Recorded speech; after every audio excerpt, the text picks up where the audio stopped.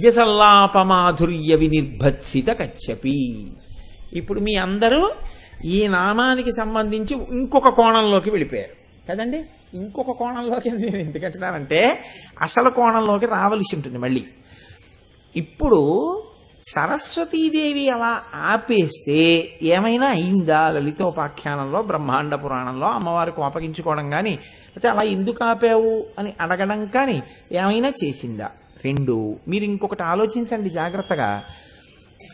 ఇప్పుడు ఒకవేళ నిజంగా ఆవిడ ఆపేసింది అనుకోండి సరస్వతీదేవి, సరస్వతీదేవి వీణ ఒక్కటే వాయిస్తోంది ఆ సందర్భంలో అని మీరు అనుకుంటే ఖచ్చితంగా మీరు పొరపాటు చేసినట్టే. ఎందుకో తెలుసా అండి? మహాపురుషుల దగ్గరికి వెళ్ళి మీరు మీకు కలిగినటువంటి కళని ఆవిష్కరించేటప్పుడు, వారి ప్రీతి కొరకు ఆవిష్కరించేటప్పుడు మీకు వచ్చినవన్నీ సమన్వయం చేసే మీరు మాట్లాడతారు. కాబట్టి ఇప్పుడు సరస్వతీదేవి అమ్మవారికి ప్రీతి కలిగించాలనుకుంటే మూడింటిని కలుపుతుంది ఏకకాలంలో. వేటిని? ఒకటి సాహిత్యము. ఎందుకని? ఎవరో రాసిన కీర్తన ఈవిడ పాడవలసిన అవసరం సరస్వతీదేవికి లేదు. మీరు కొంచెం ఆలోచించండి. కాబట్టి ఆవిడ సాహిత్యము, వాగ్గేయకారులు ఎలా పాడతారో అలా ఆవిడే అప్పటికప్పుడు సమన్వయపరిచేసుకుంటోంది కృతిని, ఆవిడే తయారు చేసుకుని పాడుతోంది. ఇప్పుడు పూర్వం తెలియనటువంటిది, లోకంలో లేనటువంటి ఒక కీర్తనని వీణ మీద ఒక్కటే వాయిస్తోంది అనుకోండి, తనకున్న ఒక విద్యని దాచినట్టు అమ్మవారి ముందు ఉపయోగించలేదు. అమ్మవారి ప్రీతికి తనకున్న సమస్త శక్తులను ఆవిష్కరించలేదు. కాబట్టి పాట కూడా పాడి ఉండాలి కదా. మీరు కాదు అనడానికి లేదు, పాడింది. పాడితే పాటతో పాటు నేను పాట పాడతానండి, వీణ ఇంకోళ్ళని ఎవరినన్నా వాయించమనండి అని చెప్పి సభలోనే ఉన్నాడని నారదుడికో తుంబురుడికో ఇచ్చిందా? అలా ఇవ్వదు. ఎందుకు ఇవ్వదు? ఆవిడికి అప్పటికప్పుడు పాటని రచించడం, అప్పటికప్పుడు పాడడం, అప్పటికప్పుడు దానికి సరిపోయేటట్టు వీణ వాయించడం, మూడు చెయ్యగలిగిన ప్రజ్ఞ, దోషం లేకుండా చెయ్యగలిగిన శక్తి ఎవరికి ఉంది? సరస్వతీదేవికి ఉంది. ఇప్పుడు అమ్మవారు ఎందుకు సంతోషించి ఉండాలి? ఖచ్చితంగా మూడు శక్తులు ఏకకాలమునందు ఆవిష్కరింపబడినందుకు కదండి. సర్వశుక్లా సరస్వతి అని పేరు. అబ్బా, ఏమి కీర్తన, ఏమి వీణానాదం, ఏమి పాట పాడడం అని సంతోషంతో ఆవిడ ఏమంది? అంది నిజ సల్లాపమాధుర్య. చాలా సంతోషంగా అంది ఆ మాట. ఈవిడేం చేసింది? ఆపేసింది. అంటే ముందు ఏ రెండాగాయి? సాహిత్యం ఆగింది. అంటే అల్లుతున్న కృతిని అల్లడం ఆపింది, పాడుతున్న పాట పాడడం ఆపింది. అప్పుడేదాగింది? వీణ ఆగింది. కచ్చపి సరస్వతీదేవి పేరు కాదు, సరస్వతీదేవి వీణ పేరు.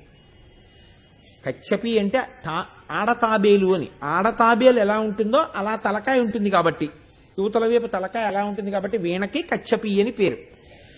మరి అలా చేస్తే వీణకి కాదు కదండి కితాబునిచ్చేది, సరస్వతీదేవికి ఇచ్చింది ఆవిడ. అన్నది వీణ బావాయించావు, పాట బాగా పాడావు, మంచి పాట కూర్చావు, మూడింటికి కితాబు సరస్వతీదేవికి. మూడింటికి కితాబు సరస్వతీదేవికి అయితే దోషం మాత్రం కచ్చపీది ఎలా అయింది? ఒక్క కచ్చపి యొక్క గొప్పతనాన్నే తిరస్కరించేటట్టుగా అంది అని మీరంటే సరస్వతీదేవి పాటని, సరస్వతీదేవి సాహిత్యాన్ని అనలేదు అని. అప్పుడేమైంది? కచ్చపి బాగా మోగిందండి, ఆవిడ పాట బాగా పాడలేదు, పాట బాగా అల్లలేదు, అందుకు ఆపేసింది అనాలి. అందుకు ఆపేస్తే దోషం ఆ రెండింటికి వెళ్ళాలి, కానీ కచ్చపికి ఎలా వచ్చింది? మరి అప్పుడు ఎలా సమర్థిస్తారు దాన్ని? నేను చెప్పింది మీరు బాగా పట్టుకుంటున్నారనే నేను అనుకుంటున్నాను. ఇది మీరు ఎంత ధ్యానం చేయవలసి ఉంటుందంటే, ఒక నామం మీద మీరే ఒక న్యాయస్థానంలో యువతల వైపు న్యాయవాది మీరే, అవతల వైపు న్యాయవాది మీరే. ఆ నామాన్ని నేను మనసులో పెట్టుకుని పరిపరి విధముల తర్కం చెయ్యాలి. మరి ఇలా అయితే కచ్చపి మీద పెట్టడం ఎందుకు నేను అడుగుతున్నది అది. కచ్చపి సొంతంగా మోగదు, కచ్చపి సొంతంగా ఏం పాట పాడదు, అది వాయించింది సరస్వతీదేవి. ఆపేస్తే ఎవరు ఆపేసినట్టు? సరస్వతీదేవి ఆపేసినట్టు. కాబట్టి ఇప్పుడు దోషం చేసినా సరస్వతీదేవిదే, ఒకవేళ అది కితాబైనా సరస్వతీదేవిదే, అమ్మవారి మాటలో ఉన్న మాధుర్యం ముందు నా పాట మాధుర్యం, నా వీణ మాధుర్యం ఎంత గొప్పవి అనుకున్నా సరస్వతీదేవి అనుకుంది కదండి. అలా అనుకుంటే మీకు నాకు అభ్యంతరమే ఉంది, చాలా మంచి విషయం అండి, పాపం అలా అనుకుంది ఆవిడ చూసారా అంటాం. కానీ మరి కచేరీ ఆపేయచ్చా? అలా కచేరీ ఆపేస్తే అమ్మవారు ఏమనుకోదా? అలా ఎందుకు ఆపేసింది ఆవిడ? ఆపేసినప్పుడు ఆవిడ మాధుర్యాన్ని అలా పోల్చుకుని కచేరీ ఆపేయచ్చా? మరి అసలు కచ్చపి మీదకి ఎందుకు వెళ్ళింది దోషం సరస్వతీదేవి మీదకి రాకుండా? వసిన్యాది దేవతలు ఈ దోషాన్నంతటినీ కచ్చపి మీద ఎందుకు పెట్టారు? కచ్చపి యొక్క గొప్పతనాన్ని అమ్మవారి మాధుర్యముతో కూడిన సల్లాపము తిరస్కరించినది అన్న నామం ఎలా వచ్చింది 16 అక్షరాలతో? ఇప్పుడు మీకు ఈ విషయంలో అయోమయం వచ్చింది అనుకోండి, ఇప్పుడు ఇది ఎలా జరిగింది అనుమానం వచ్చింది, మీరు ఏం చేయాలి? మనకి చెప్పగలిగిన ప్రజ్ఞావంతుడు ఎవరు ఈ విషయంలో? శంకరాచార్యులు వారే. కాబట్టి ఇప్పుడు మళ్ళీ వెంటనే మీరు ఏం చేయాలంటే, ఇదేదో అనుమానంగా ఉందండి, దుర్గాదేవి గారు మాకేం చెప్పట్లేదు, కాబట్టి భగవాన్ శంకర జగద్గురోహో మీరే మాకు దిక్కు, మీరు ఏమైనా మాకు చెప్పవలసింది అని మనం ఆయన పాదములు పట్టుకోవాలి.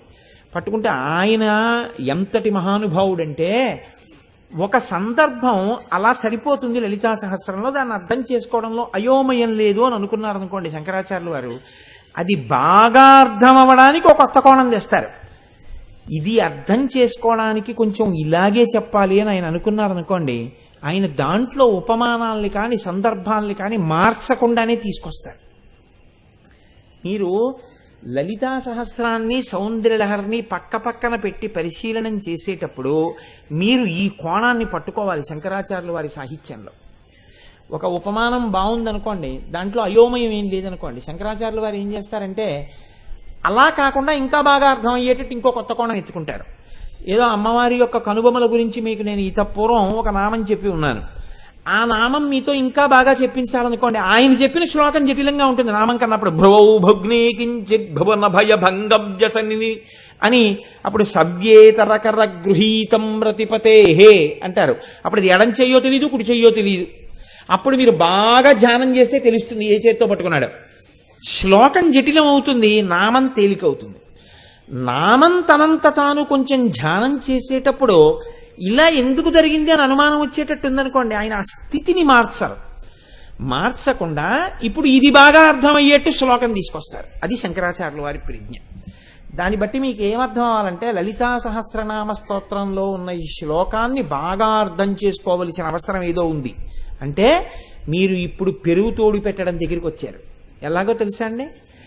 పాలు కాచారు. ఎక్కడ కాచారు?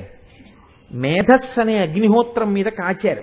ఇలా ఎందుకు జరిగింది, అలా ఎందుకు జరిగింది? ఇప్పుడు ఎర్రటి తట్టు కట్టే పైన తెట్టు కట్టింది, ఇందులో ఏదో ఉంది తెలుసుకోవాలని కుతూహలం వచ్చింది. ఇదే భగవంతుని యందు ప్రీతి. వసిన్యాది దేవతలు చెప్పడంలో తప్పు ఉండదు. మేమేదో అందుకోలేకపోతున్నాం, ఎలా అందుతుంది? ఇప్పుడు గురువు తోడు రావాలి. అదే పెరుగొచ్చి ఈ పాలలో పడాలి, ఈ పాలు కూడా పెరుగవుతాయి. ఇప్పుడు ఇది పెరుగు అయిపోయిన తర్వాత మీరు మళ్ళీ మీ మనసనే కవ్వాన్ని దింపాలి. ఇప్పుడు భక్తి అనే తాడు కట్టి చిలకాలి. చిలికితే ఏమైపోతుంది? వెన్న తేలిపోతుంది, వచ్చేస్తుంది వెన్న పైకి. మళ్ళీ అగ్నిహోత్రం మీద పెట్టారనుకోండి, నెయ్యి వచ్చేస్తుంది. ఇప్పుడు మీరు ఏ స్థితికి వచ్చారు? శంకరాచార్యుల వారిని అయ్యా మీరు మాకు ఉపదేశం చెయ్యాలని అడిగారంటే పెరుగు కావాలని అడిగారు అంటే తోడుకోవడం మొదలుపెట్టింది. తోడుకోవడం మొదలుపెట్టిందని గుర్తేమిటి? పెరుగు వేశాక కుండ కదపకూడదు. కుండ కదిపేశారనుకోండి, తోడుకుందో లేదో అని ఇహ పాలు తోడుకో. కాబట్టి ఇప్పుడు ఇంకే ఎలా వినాలి? బాగా తోడుకునేటట్టు వినాలి ఈ నామాన్ని. అంటే శంకరాచార్యులు వారు చెప్తున్నటువంటిది ఈ పాలలోకి చేరాలి.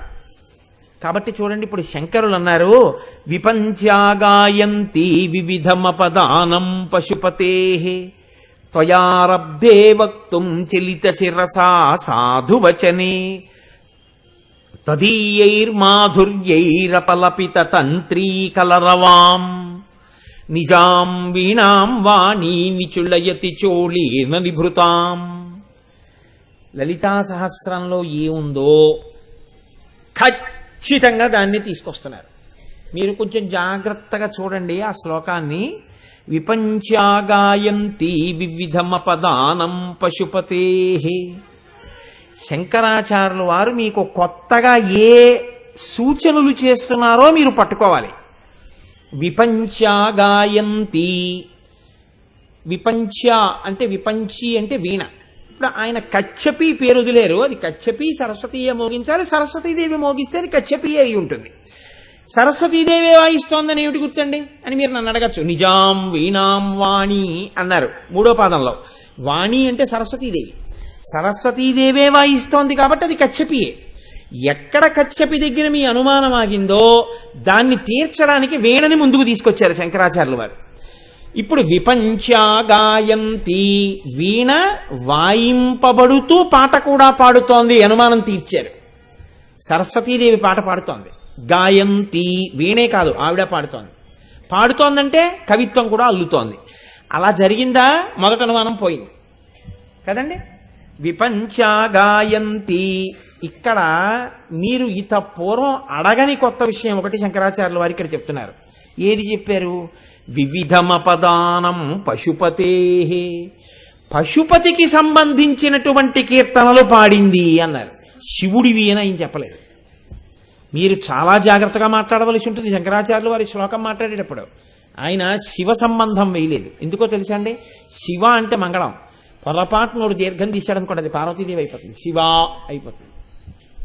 శివ అంటే మంగళం, భద్రం, శ్రేయం, కళ్యాణం ఎన్నో ఉన్నాయి. పశుపతి అంటే శివుడు ఒక్కడే.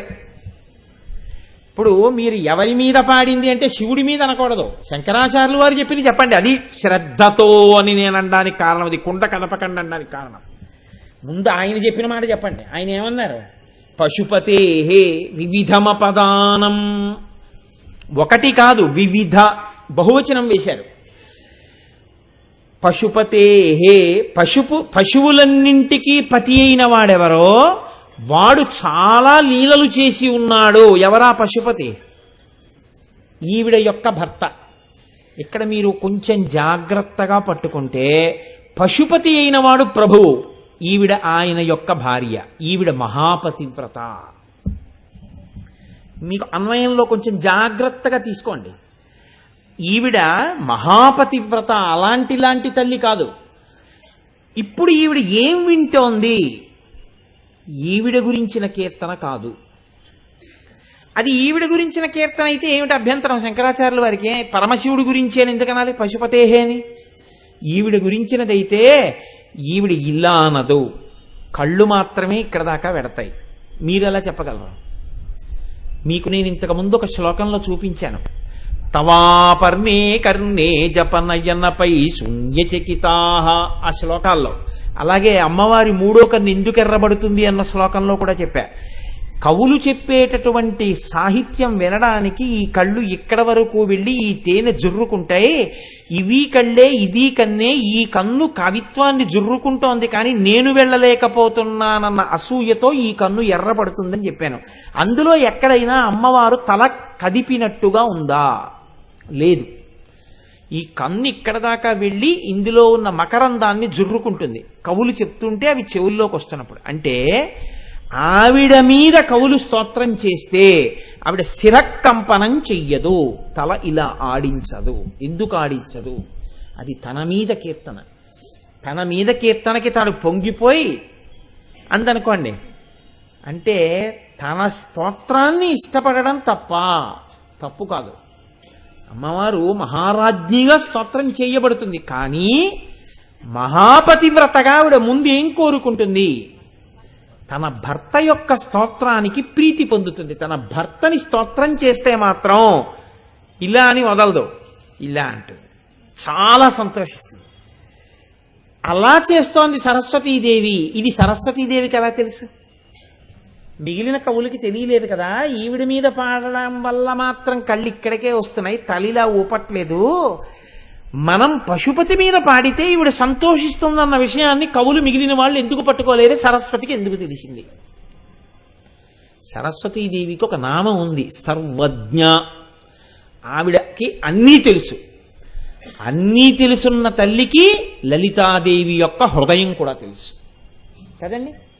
అన్నీ తెలుసన్నప్పుడు ఎదురుగుండా ఎవరు వింటున్నారో ఆ వింటున్న వారి యొక్క హృదయము కూడా సరస్వతీదేవికి తెలుసు. ఇప్పుడు అమ్మవారి మీద కీర్తన చేస్తే అంటుందంతే. అదే ఇలా అండంలో గమ్మత్తు ఏమిటో తెలుసా అండి? తన పని తను చేసుకుంటూ విని వినకుండా వింటుంది.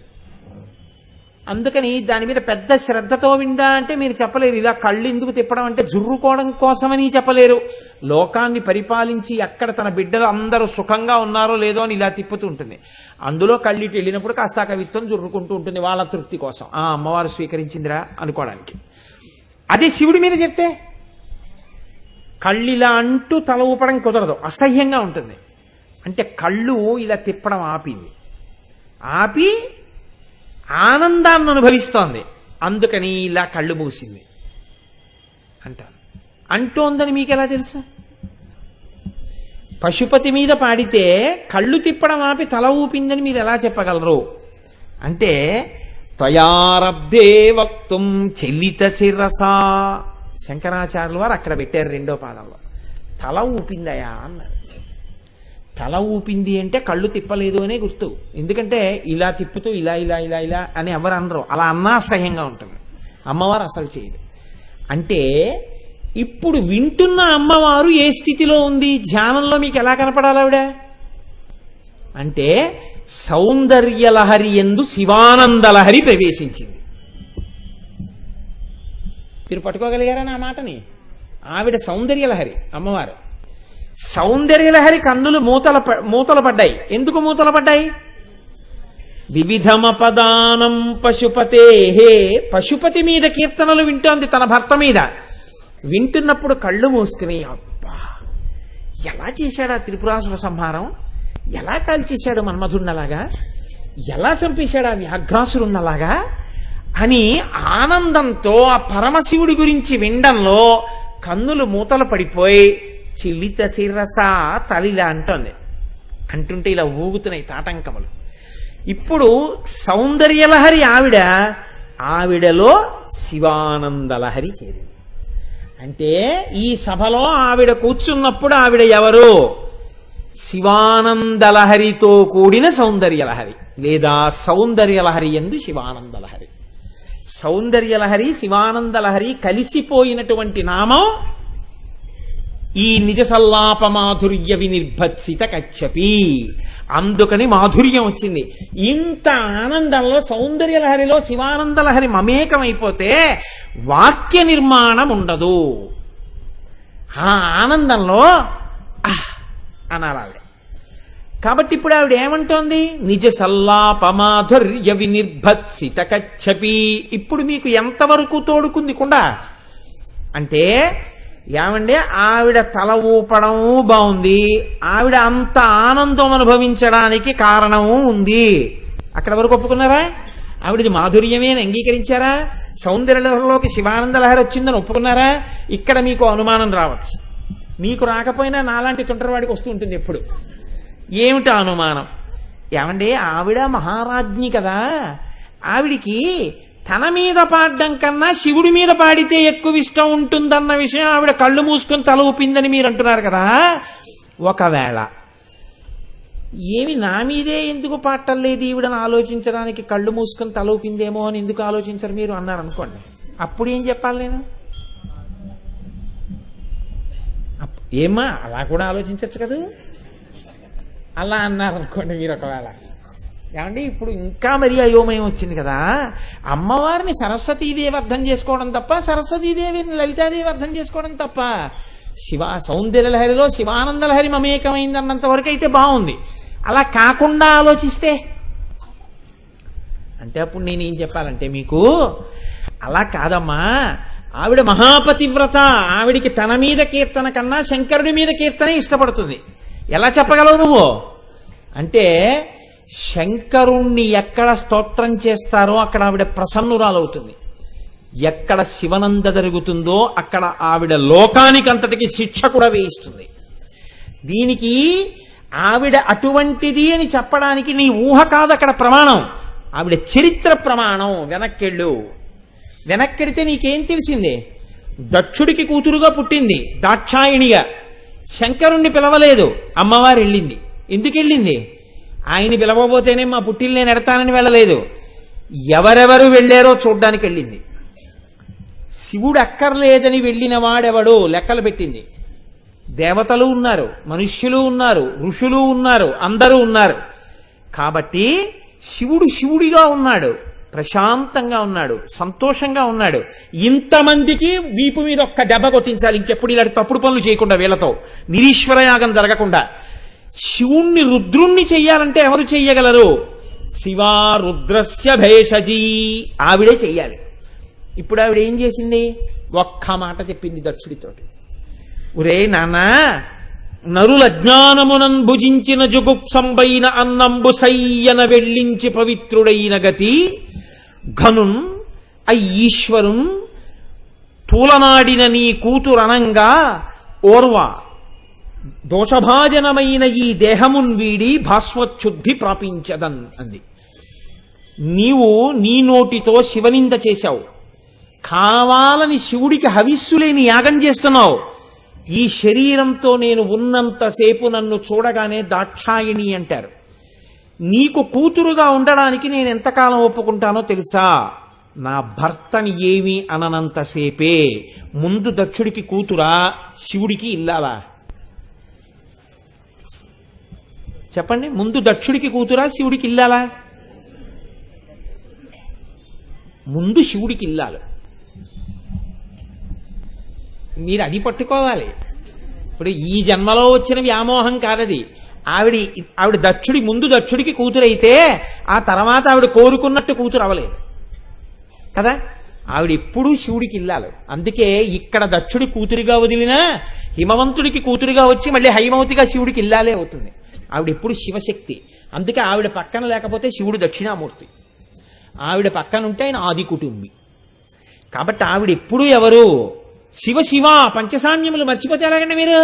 ఆవిడ ముందు శివుడికి ఇల్లాలి, తర్వాత ఎవరినో ఉద్ధరించడానికి కూతురుగా వస్తుంది. హిమవంతుడిని ఉద్ధరించాలనుకుంటే హిమవంతుడికి కూతురుగా వచ్చి హైమవుతుంది, కానీ ఆవిడ శివుడి ఇల్లాలే. ఆవిడ ఇంకోరికి ఇల్లాలవడం అన్నది ఉండదు అసలు. ఆవిడ పుడుతూనే ఆయనకి ఇల్లాలుగానే పుడుతుంది, పుట్టక ముందు ఇల్లాలుగానే ఉంటుంది, అంతకుముందు ఇల్లాలుగానే ఉంటుంది. ఎప్పుడూ శివుడి ఇల్లాలే ఆవిడ. తర్వాత ఎవరెవరికో కూతురుగా పుడుతుంటుంది. ఎందుకు పుడుతుంటుంది అంటే వాళ్ళు కోరారు పుడుతుంటుంది. కాత్యాయన మహర్షి కోరారు, అమ్మా నాకు కూతురు అని, కాత్యాయనిగా పుట్టింది. అంటే కాత్యాయనిగా పుట్టింది కాబట్టి అంతకుముందు ఆవిడ శివుడికి ఇల్లాలి కాదేంటి? ఆవిడ శివుడికి ఇల్లాలే.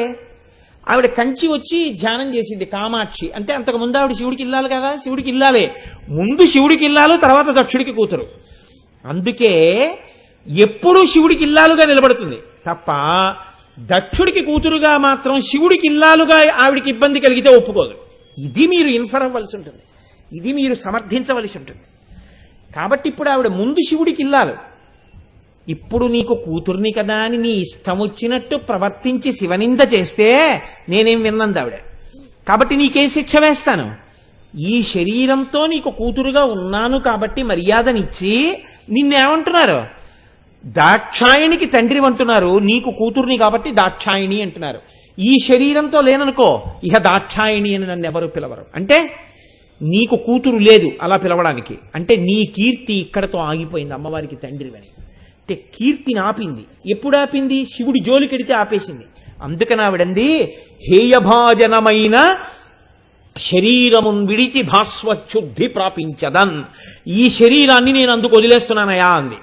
అంటే శివనింద చేస్తే ఆవిడ ఏం చేస్తుంది? ఆవిడ శివనింద విన్నందుకు గాను శరీరం కూడా వదిలేస్తుంది. వదిలేస్తే చేతకాంది ఆవిడ వదిలేసిందని శివుడు ఊరుకుంటాడని మీరు అనుకుంటున్నారా? రుద్రుడైపోతాడు ఆయన. కాని రుద్రుడైపోయాడు అనుకోండి, అంతే. ఎవరెవరు కారణమయ్యారో ఆవిడ కోపానికి వాళ్ళందరి వీపులు ఆయన చేతిలో పగిలిపోతాయి. ఇప్పుడు ఆయన పగలగొట్టేస్తుంటాడు. ఇప్పుడు మళ్ళీ వీళ్ళందరికీ బాధ వస్తుంది. ఆవిడ ముందు శివుడికి ఇల్లాలు రక్షించడానికి వెంటనే మళ్ళీ ఆయన పక్కకెళ్ళి కూర్చుంటుంది. తారకాసురుడు పుట్టి ఏడిపించాడు, కొడుకు పుట్టాలి, ఎవరి పక్కకెళ్ళి కూర్చుంది?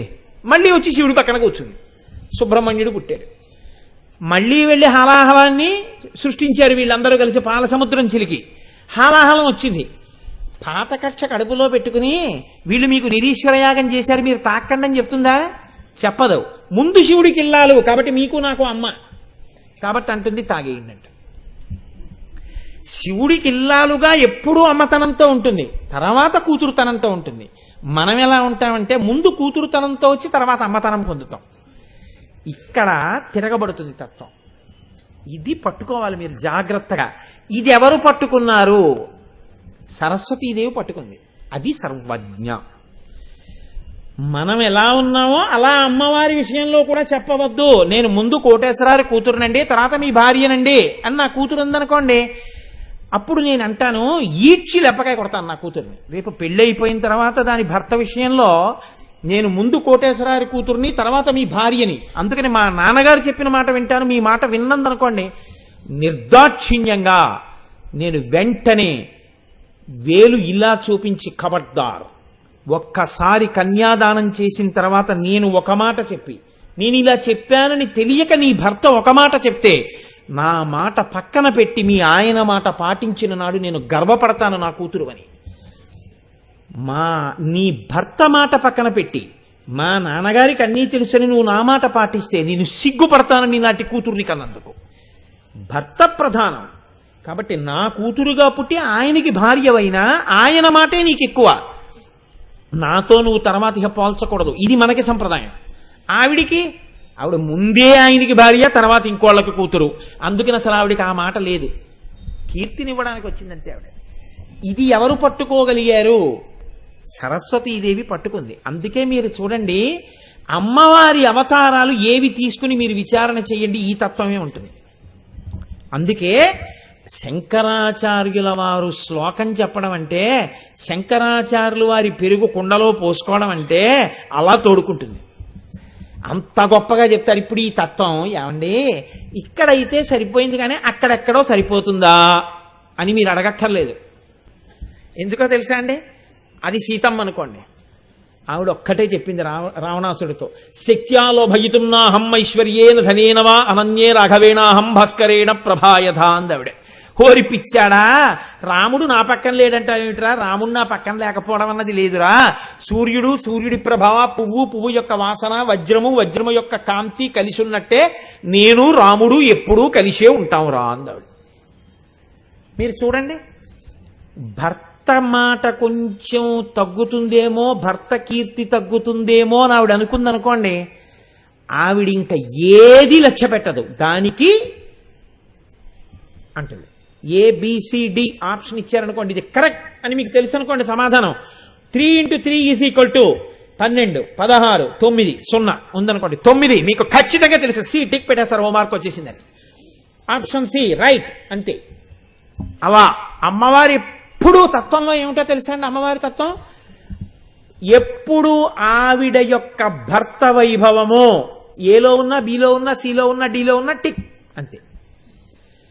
మిగిలిన తర్వాత కన్వీనియన్స్ అంటాం మనం ఇంగ్లీష్లో, అప్పటికి సౌకర్యం చూసుకుంటూ ఉండడం, అది ఉండదు అమ్మవారి విషయంలో. దాని తర్వాత ఏదైనా అంత మాట అనేసావు కదా, ఇలా చూపించగలవా ఏదైనా అని మీరు అంటారేమో నన్ను. దానికి తడువుకోక్కర్లేదు, ఉత్తరక్షణం చూపిస్తాను. లేకపోతే నేను చెప్పుకున్న రామాయణం నిరర్ధకం నాకు. హనుమ వెళ్ళి లంకాపట్టణంలో బంధింపబడి ఉన్నటువంటి సీతమ్మ దగ్గరికి వెళ్ళి, అమ్మా క్షిప్రం ద్రక్షతి వైదేహి రామం ప్రశ్రవణే గిరౌ, నిన్ను తీసుకెళ్లి ప్రశ్రవణ పర్వత శిఖరముల మీద కూర్చున్న రామచంద్రమూర్తి యొక్క పాదార విందముల యందు సమర్పించి కృతకృత్యుడనవుతానమ్మా, వచ్చి నా మూపురం మీద కూర్చో అన్నారు. అంగుష్టమాత్రం ఉన్నావు, బభూవా అంగుష్టమాత్రక, బొటనవేలంత ఉన్నావు, నీకింత భుజమా, దాని మీద నేను కూర్చోనా? పక్కున నవ్వింది సీతమ్మ. అమ్మా నేనంటే ఇంతే అనుకున్నావా? చూడు నేనెంతో అని. మేరుమందర సంకాశౌ బభౌ దీప్తానల ప్రభ అగ్రత వ్యవతస్తే చా సీతాయా వనరోత్తమ. మేరు పర్వత శిఖరాలంతా పెరిగారు హనుమ. అమ్మవారి తత్వం చెప్తున్నారు వాల్మీకి మహర్షి. ఆవిడంది, భర్తుభక్తిం పురస్కృత్య రామదన్యస్య వానర నా స్పృశామి శరీరంతో పుంసో వనర పుంగవ. భర్తుభక్తిం పురస్కృత్య ఆప్షన్ సి 9. ఎందుకు టిక్ పెడతానో తెలుసా? ఇప్పుడు నీ భుజం మీద కూర్చుని సముద్రం దాటే అవతలకు వచ్చేయడం తేలిక. రాముడు లేనప్పుడు రావణుడు ఎత్తుకొచ్చాడు, రావణుడు చూడనప్పుడు రాముడు సీతను ఎత్తుకెళ్ళాడు. నా భర్త ప్రతిష్ట ఏమైంది? భర్తుభక్తిం పురస్కృత్య, రాముని యందున్న భక్తి చేత నేను నీతో రాను. నీవు నాకు కొడుకు లాంటి వాడివే కానీ పరపురుషుడివి, నీ భుజం మీద కూర్చోను. అప్పుడు ఎలా వచ్చావంటావేమో, నా స్పృహ లేనప్పుడు తెచ్చాడు. ఇప్పుడు స్పృహలో ఉన్నాను, నేను కూర్చోను. ఈ మాట సీతమ్మ అని ఉండకపోతే సుందరకాండలో రాముడికి అంత మర్యాద ఎక్కడుందండి? రామాయణంలో ఎంత మర్యాద పురుషోత్తముడు ఆయనైనా ఆయన భార్య మర్యాద లేదండి అనేయం మనం. రాముడి ప్రతిష్టంతా నిలబడిందంటే సీతమ్మ తల్లి వల్లే. కాబట్టి ఆవిడ ఎక్కడున్నా అంతే, ఆవిడ రుక్మిణిగా ఉంది.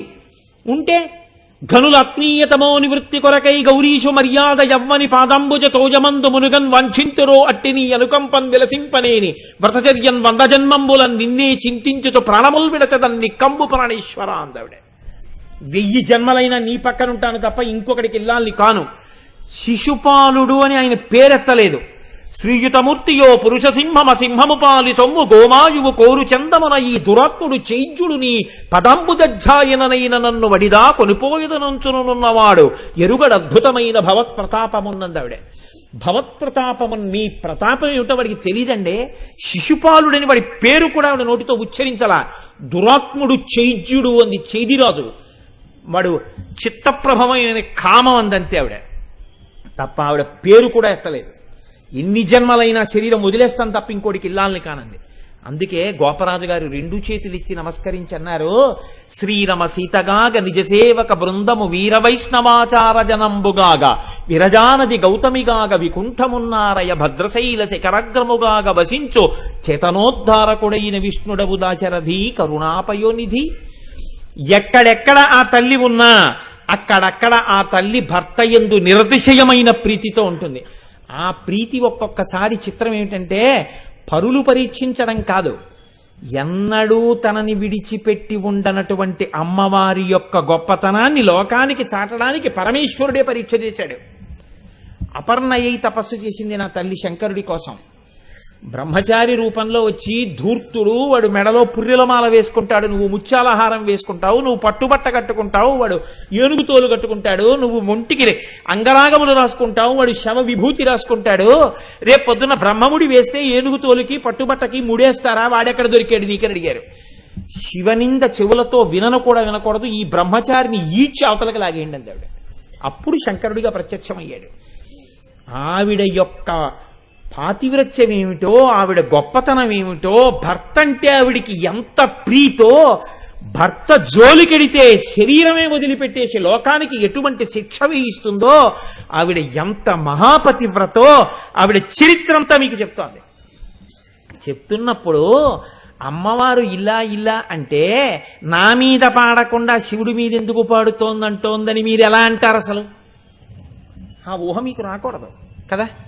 అమ్మ గురించి మీరు శ్రీమాత శ్రీ మహారాజ్ఞి దగ్గర నుంచి వింటున్న వాళ్ళు మీకు ఈ ఆలోచన ఎందుకు వచ్చిందండి? అసలు మాకేం రాలేదు, నువ్వే అన్నావురా బాబు, నువ్వే అన్నావు, నువ్వే తుమ్ముకున్నావు, నువ్వే చిరంజీవి అనుకుంటున్నావు అనకండి. నేను ఎందుకు తుమ్ముకున్నాను, ఎందుకు చిరంజీవి అన్నానంటే మీకు ఆ కోణం రాకూడదని. ఇప్పుడు చెప్పండి నాకు, ఈ నామం కేవల నామమా, ఈ నామం దేవీతత్వమును ఆవిష్కరిస్తున్న నామమా? చెప్పండి. ఎంత లోతైన నామమో చూడండి. నెయ్యి కోసం పాల దగ్గర నుంచి పరిగెత్తవలసిందే అని చెప్పాను నేను. అందుకే ఇప్పుడు ఎక్కడి వరకు మనకి శ్లోకం అర్థమైనట్టు, విపంచాగాయంతి వివిధమ పదానం పశుపతే. ఆవిడ పశుపతి అయినటువంటి పరమశివుడి మీద కీర్తనలు పాడుతోంది, దానివల్ల అమ్మవారు ఎక్కువ సంతోషం పొందుతోంది. పొందిందా లేదా? తదీయైర్మాధుర్యై. ఇప్పుడు ఆవిడ ఇవి వినడం వల్ల తయారబ్ధే వక్తుం చెల్లిత శిరస, తల ఇలా ఊపింది. అంటే అమ్మవారు పరమపతివ్రత మనకి ఆ రూపంతో సాక్షాత్కరిస్తోంది. ఇప్పుడు అంటే ఈ రూపంలో ఇప్పుడు సాక్షాత్కరించినప్పుడు ఉన్నటువంటి గొప్పతనమేమి? సౌందర్యలహరిలో శివానందలహరి కలిసిపోయింది. అమ్మ సౌందర్యలహరి అయితే ఆవిడిప్పుడు శివానందలహరిని అనుభవిస్తోంది. శివుడి యొక్క గొప్పతనాన్ని వింటూ మా ఆయన ఇంతవాడు కదా అని ఆవిడ పొంగిపోతోంది. పొంగిపోతూ ఆవిడ ఏం చేసింది? ఇలా అంటోంది. శివానందలహరిలో పొంగిపోతుంటే ఆవిడ కదలకుండా అలా ఉండిపోవచ్చు కదా, ఇలా ఎందుకు అనాలి? శివానందలహరి అంటే ప్రవాహం కదా, అది సమాధి స్థితిలోకి వెళ్ళిపోయి తన భర్త గురించి వినడంలో ఆవిడ అలా స్థాణువుగా ఉండిపోవచ్చు కదా. చెలిత శిరస, తల ఊపడం కానీ, లేకపోతే నిజ సల్లాపమాధుర్య, అండంగాని కదా కొంప ముంచేయి. ఇప్పుడు ఇంత ఉపన్యాసం వచ్చింది, అసలు ఇదేం లేదుగా, అలా ఉండిపోతే ఆ పాతివ్రత్యం గురించి ఇంకొంచెం గొప్పగా ఇంకో రకంగా నామం వచ్చి ఉండేది కదా, ఇలా ఎందుకు వచ్చింది మరి అంటే ఇక్కడ మీరు ఒక విషయాన్ని కొంచెం జాగ్రత్తగా జ్ఞాపకం పెట్టుకోవాల్సి ఉంటుంది. ఆవిడ అలా ఎందుకు వెళ్ళలేదు అంటే వింటున్నావిడ కూడా సర్వజ్ఞ. ఎలా? సభా సంప్రదాయాన్ని పాటిస్తోంది. సంగీత సభకి వెళ్ళిన వాడికి ఆధ్యాత్మిక ప్రవచనానికి వెళ్ళిన వాడికి రెండు విభిన్నమైన లక్షణాలు ఉండాలి. ఇద్దరికీ ఉండే లక్షణం ఒక్కటి మాత్రం ఉండాలి. సంగీత సభకి వెళ్ళినా ఆధ్యాత్మిక సభకి వెళ్ళినా ఎవడి జేబులో సెల్లు మోగిందో వాడు పరమ దుష్టుడు అని లెక్క. ఎందుచేత అంటే వాడు తాను చచ్చే కాక పెక్కుజీవుల చంపు దీని భావమేమి తిరుమలేశ. ఎక్కడో యజ్ఞం జరుగుతుంటే పాడు చేసిన వాడు ఇటువంటి రాక్షసుడో, అందరూ శృణ్వంతపహ అని వింటుండగా వాడి జేబులో సెల్లు మోగిందంటే ఇక్కడ సెల్లు కట్టుకోవాలన్న ఇంగిత జ్ఞానం లేనటువంటి వ్యక్తి. కాబట్టి ఈ రెండు సభల్లోనూ మోగకూడంది సెల్లు. రెండు సభల్లోనూ మారే లక్షణం ఏమిటి? ఒక సభలో ఇలా ఇలా ఊగడం, ఇలా పడిపోతూ ఉండడం ఉండకూడదు. ఇక్కడ పడిపోతే పర్వాలేదు కొంచెం. నేను ఎప్పుడు బెంగ పెట్టుకుంటానంటే కొంతమంది ఈ వెనక కూడా తూగుతూ ఉంటారు. అలా నీకు ఎలా తెలుసు అనుకుంటారేమో, నా వెనక కూడా కళ్ళుంటాయి. ఈ గట్టు మీద కూర్చుంటారు కొంతమంది, కూర్చుని తూగుతారు. వాళ్ళు పడిపోతే తల దెబ్బతింటుందని నా బెంగ. వాళ్ళు వినలేదనో నిద్రపోయారనో కాదు నా బాధ. అందుకని ఎత్తు మీద కూర్చున్న వాళ్ళు వినగలిగిన వాళ్లే కూర్చోవాలి, అంతేకాని ఊగిపోయే వాళ్ళు కూర్చోకూడదు దాని మీద. కాబట్టి చూడండి, రెండు సభలలోనూ నిద్రపోకూడదు. కానీ రెండు సభల్లోనూ ఒక్క మర్యాద మారుతుంది. ఆధ్యాత్మిక ప్రవచనం జరుగుతున్న చోట అనక్కర్లేదు, చాలా జాగ్రత్తగా వింటే చాలు, అది వినయం, మంచి లక్షణం. సంగీత సభకి వెళ్ళి మీరు స్థాణువుగా ఇలా వింటున్నారనుకోండి, ఏంటి నేనేమన్నా తప్పు పాడుతున్నానా, లేకపోతే వీడికి అర్థం అవ్వట్లేదా, అసలు నేను పాడుతున్న కీర్తన ఇదేనా అని అనుమానం వస్తుంది. అనుమానం వచ్చి అయోమయం వచ్చి అలా వెర్రి చూపులు చూస్తూ సభలో ఉన్న వాళ్ళందరూ ఉన్నారనుకోండి, పాడేవాడి ఉత్సాహం నీరు కారిపోతుంది. ఇక్కడ ఇలా ఊగిపోతున్నారు అనుకోండి, ఏమిటిరా వీళ్ళందరూ ఇలా ఊగిపోతున్నారు, ఇవాళ ఏమైనా తేడాగా ఉందా నా ఉపన్యాసం, భక్తిగా లేదా అని నాకు అనుమానం వస్తుంది. కాబట్టి తల ఊపకూడదు ఆధ్యాత్మిక సభలో, ఆధ్యాత్మ సభలో. సంగీత సభలో స్థాణువుగా కూర్చోకూడదు, సంతోషంతో అంటూ ఉండాలి. అలా అంటుంటే పాడేవాడికి ఉత్సాహంగా ఉంటుంది, శబాష్ సంతోషంగా ఉందని. ఎందుకని? సంగీతమపి సాహిత్యం సరస్వతశ్చ ఏకమాపాత మధురం అన్యత్ ఆలోచనామృతం. ఆలోచన చేస్తూ వినవలసిన చోట అలా కూర్చోవాలి పొందిగ్గా. సంతోషాన్ని అనుభవించే చోట కొంచెం తల ఊపుతూ సంతోషంగా కూర్చోవాలి. సంగీత సభకి వెళ్ళినప్పుడు అలా కూర్చోవాలి, ఆధ్యాత్మిక ప్రవచనానికి వచ్చినప్పుడు ఇలా కూర్చోవాలి. కాబట్టి ఇప్పుడు ఆవిడ తల కదపకుండా శివానంద లహరి అయిందనుకోండి సౌందర్యలహరిలో, అప్పుడు ఆవిడికి సభా మర్యాద తెలియదనాలి, అందుకని తల కదపాలి. కాబట్టి మీరు అంగీకరించారా అక్కడ వరకు? శంకరాచార్యులు వారి పెరుగుతో తోడు పెట్టడం అంటే మన్ని తోడు పెడతారైన. అందుకే చెప్పాను, ఆ పెరుగు గరిటెడు ఇందులో పడితే ఈ కుండలో పెరుగు తోడుకుంటుంది అన్నాను నేను. కాబట్టి ఇప్పుడు విపంచాగాయంతి వివిధమపదానం పశుపతే త్వయారబ్ధే వక్తుం చెల్లిత శిరసా. అమ్మవారు చాలా సంతోషంతోనే తల కదుపుతోందన్న విషయం బాగా మనకు అర్థం అవ్వడం కోసం ఆవిడ వింటున్న సమయంలో అప్పటి వరకు బాగానే వింది కానండి, అప్పుడే ఏదో శృతిలోనో రాగంలోనో దోషం వచ్చింది, అందుకని పైకి ఏదో అంది అని మీరు అనడానికి లేదు. సాధువచనే, ఆవిడ పైకన్న మాటలో కోపం ఏం లేదు, సంతోషంతోనే అంటోంది ఆవిడ. సాధువచనం, చాలా సంతోషంగా అంటోంది. ఏమని? అని. సంగీత సభలో కూర్చున్న వాళ్ళు అని అంటున్నారు అనుకోండి, చాలా సంతోషంగా ఉంటుంది పాడేవాళ్ళకి. అలా మానేసి మీరు ఎదురుగుండా వరసల్లో కూర్చుని అంటున్నారు అనుకోండి, ఆయన అలా పాడి వీడు ఇలా పాడుతోంది ఏమిటి అన్నట్టుగా అనుమానపడి ఏమిటి అలా తప్ప అనుకుంటారు వాళ్ళు. అందుకని వెర్రి వెర్రి సంజ్ఞలవి చేయకు. ఒక సభలోకి వెడితే సభా మర్యాద అని ఒకటి ఉంటుందండి. చెప్పేవాడు వెర్రేడు ఒక్కడే, కానీ దేంటి వినేటటువంటి సభలో ఉన్నటువంటి జనం చాలా మంది ఉంటారు. ఎవరికి వాళ్ళు శ్రోత, ఎవరికి వాళ్ళు ఒక్కడే. చెప్పేవాడు మాత్రం వాడు ఒక్కడే, పాడేవాడు వాడు ఒక్కడే. వాడి కష్టం అసిధారావ్రతంలా ఉంటుంది. కాబట్టి చూడండి, చెల్లిత శిరస సాధువచనే, ఆవిడ చాలా సాధువచనం మాట్లాడుతోంది. అంటే ఇప్పుడు తల్లి సభా సంప్రదాయమును పాటించుచున్నది. సభలో ఎలా ప్రవర్తించాలో అలాగే ప్రవర్తిస్తోంది అమ్మవారు. అందుకే సౌందర్యలహరి ఆనందలహరి అయిపోతున్నా, శివానందలహరి అయిపోతున్నా ఆవిడ కదలకుండా కూర్చోలేదు. ఇవన్నీ సరస్వతీదేవికి సంతోషకారకాలా కాదా? చెప్పండి నాకు. ఇప్పుడు చాలా జాగ్రత్తగా రండి, మీ అనుమానం మొదట ఎక్కడుందో అక్కడికి రండి. కాబట్టి పయారబ్ధే వక్తుం, ఇక మాట్లాడడానికి మొదలు పెడుతూ ఇలా అంటూ సాధువచనే, చాలా చక్కటి మధురమైనటువంటి మాటతో ఆవిడేమంది? అంది. లేకపోతే శభాష్ అంది. శభాష్ అన్న మాట అంటే అయ్యో అలా అంటారు అనుకోలేదండి, శభాష్ అంటే పొగుడుతారా అని ఎవరు అనరు కదా, అర్థమైపోతుంది మెచ్చుకున్నారని. కాబట్టి శభాష్ అంది. లేకపోతే అంది. లేకపోతే అంది. ఇవన్నీ సాధువచని. ఇప్పుడు ఏమైంది సభలో? మీరు ఆ నామం దగ్గరే నిలబడుతూ ఇది వినండి. అంటే మళ్ళీ ఇప్పుడు ఏమైంది? తోడుకుంది పెరుగు.